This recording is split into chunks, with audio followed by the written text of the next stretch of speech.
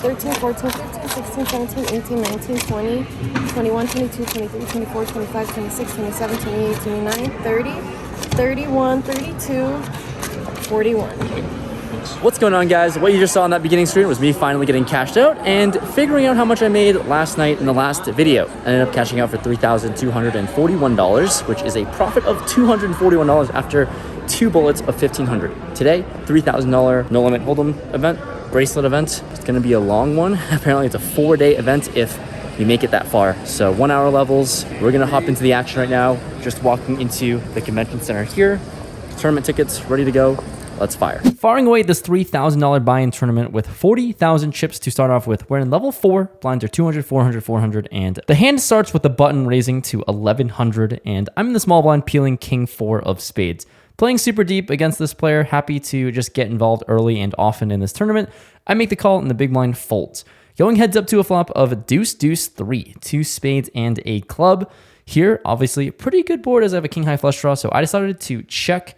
This player bets out 1,600. Pretty large bet, all things considered, but I'm happy to bump up the aggression, especially early on in this tournament where not a whole lot matters besides trying to build a chip stack. I check raise to 5,500, and this player puts on his thinking cap, and after he's done thinking over his options, he decides to jam. Oh, yeah, just 40,000, just a 100 big blind 3-bet all in. The first hand I'm at this table. Sick, dude. Yeah, I'm gonna fold, let this guy take it down, but interesting dynamics to start. Unfortunate for me that my chip stack is down to 32,000 after a couple hands. In the next spot, we're in level 5 now, and I pick up king 10 offsuit in the big blind. There's a low jack raised to 1,200. The cutoff makes the call, and I decide to call as well with a playable hand. Let's see a flop out of position, which comes 6-5-4, 2 diamonds and a heart. And on these low board textures, definitely a good board that I could lead out a lot.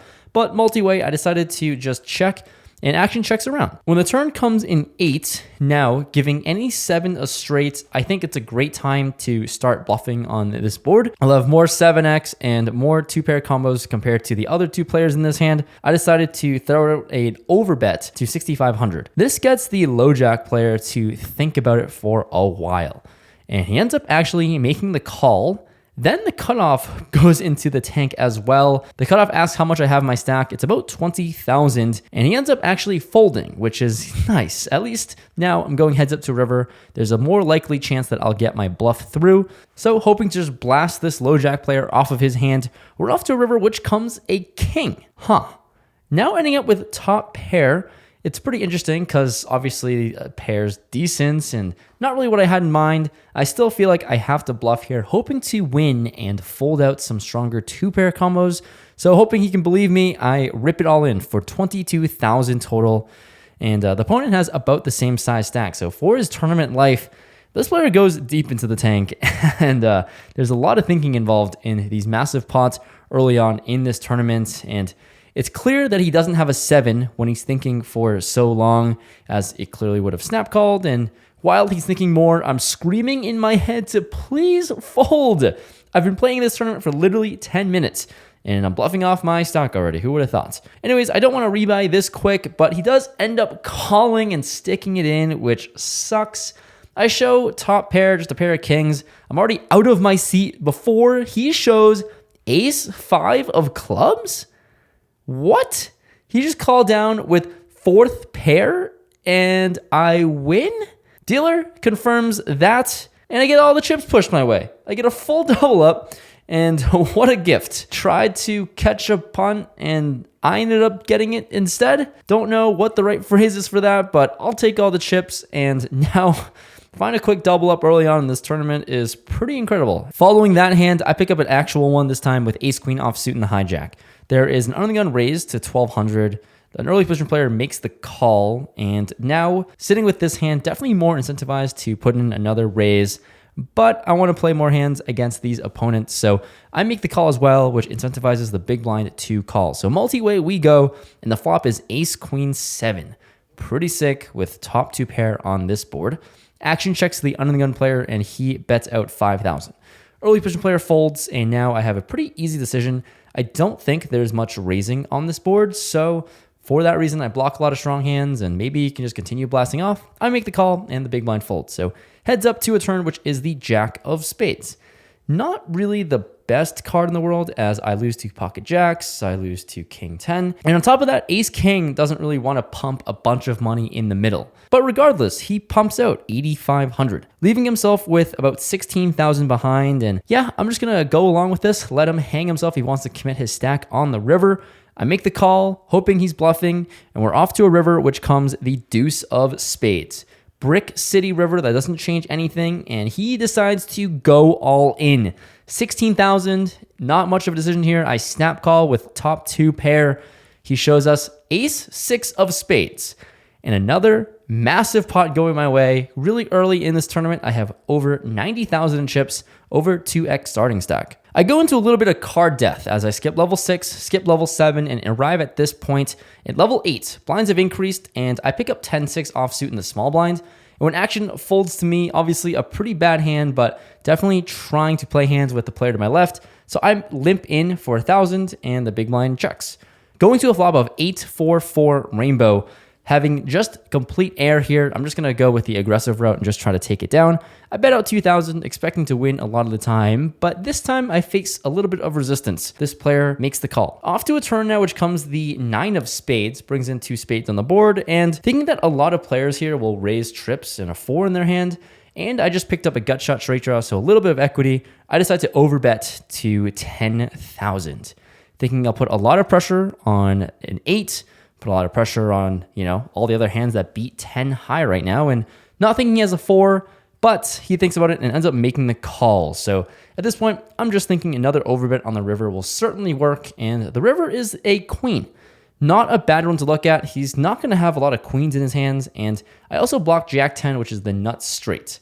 I decided to go for it. One last overbet to do the trick. I size up to 40,000, and upon this bet, this player just immediately grabs chips. It doesn't look like he's folding, and my suspicions are correct. He does end up calling with 3-4 of spades.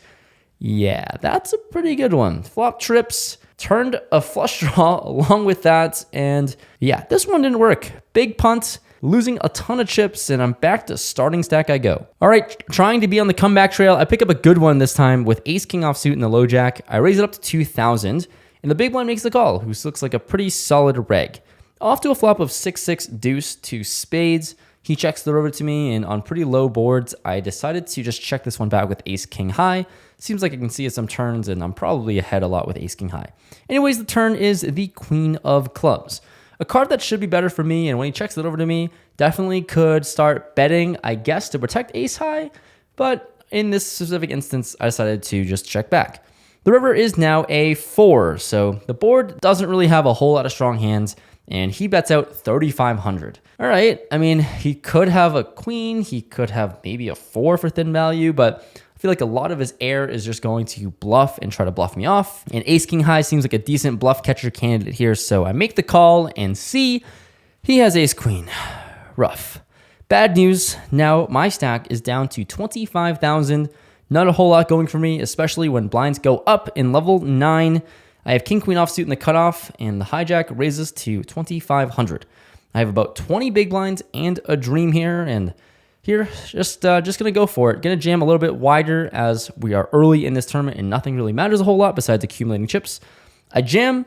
Unfortunately, the big blind wakes up with the hand and makes the call. Hijack folds, and I'm up against ace king. Heavily dominated, not looking good, but the flop comes jack 10 high. Certainly have a lot more outs now. Any ace or 9 will help me out. Unfortunately, do not improve on the run out though. The turns and rivers are no help, and I lose. All right, one bullet of $3,000 down the drain. On to the next. All right, here's the unfortunate walk of shame. Played like 4 or 5 hours. Didn't play many hands, pretty much carded the whole time. The punt with 10-6 didn't help. And then just jammed king queen off for 20 bigs. Onto the rebuy station. There's 2 more levels left of today. And yeah, gonna buy back in starting now. The next starts off with a dicey one. I have pocket 3s in the big blind with 41,000 in chips. Given the blind levels right now are playing pretty short, there's a hijack raise to 2,700. The cutoff player with the shorter stack than the hijack makes the call, and action folds to me. Sitting with a decision point here with pocket threes, I think with the given stack depths, I really think it's a good time to just squeeze and rip it all in. I can either take down all the money in the middle, or I could hopefully win a flip for all of it. So I do that. I stick my entire stack, 41.6 thousand into the middle, and both players go deep into the tank and they fold. After they folded, they say out loud that the hijack player had king queen suited, the cutoff had ace 10 suited, and pretty wild to get this one through. I think if I was in their shoes, I definitely would have called myself, but the hijack reasoned it by saying he didn't want to risk losing and being below average stack, which is certainly a fair point. Anyways, I'll take the chips, we'll add it to my stack, and moving on to level 10. We're in the last level of the day now, playing a lot of poker. I pick up pocket jacks on the button with 34,000 in stack. There's a cutoff raise to 3,000, and I'm certainly going to 3-bet this one with a good hand, so I size up to 7,500. Small blind folds, then the big blind goes all in. He covers me, and what's also fun is the cutoff now decides to jam all in as well, also covering me. And I'm sitting with like 20 big blinds with pocket jacks. I'm not folding it, let's run it. I make the call and I see the big blind has pocket kings, the cutoff has ace king. Not loving this spot. I need a jack, right? Off to a flop, three ways all in. It comes all diamonds. Sweat time, because neither pocket kings or ace king has a diamond, and it's a massive sweat.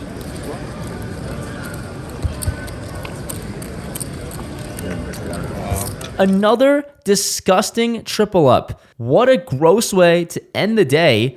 Cracking pocket kings, winning a triple up here as a heavy underdog.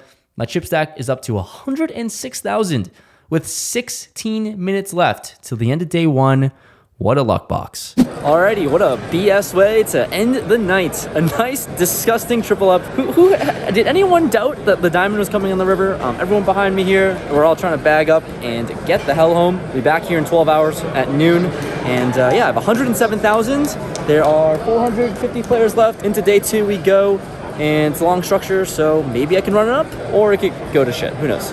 We'll try to run it up, and I'll see you guys tomorrow. So it may or may not be a spoiler that this is going to be a two-part video. After day one of this 3K tournament, a lot of ups and downs, and finding a disgusting triple up once again landing me into Luckbox City is not a bad way to end the day. So I'm gonna end it off here with this video. There's a second part coming out for day two of this tournament, and we get involved into a ton of spots. So hopefully you enjoy this one. This is just the very beginning of the WSOP journey and series. There's a lot more tournaments, a lot more cash games, just a lot more poker videos to come from Vegas during this exciting time of the year. So be tuned in. See you guys in the next video. You don't want to miss part two.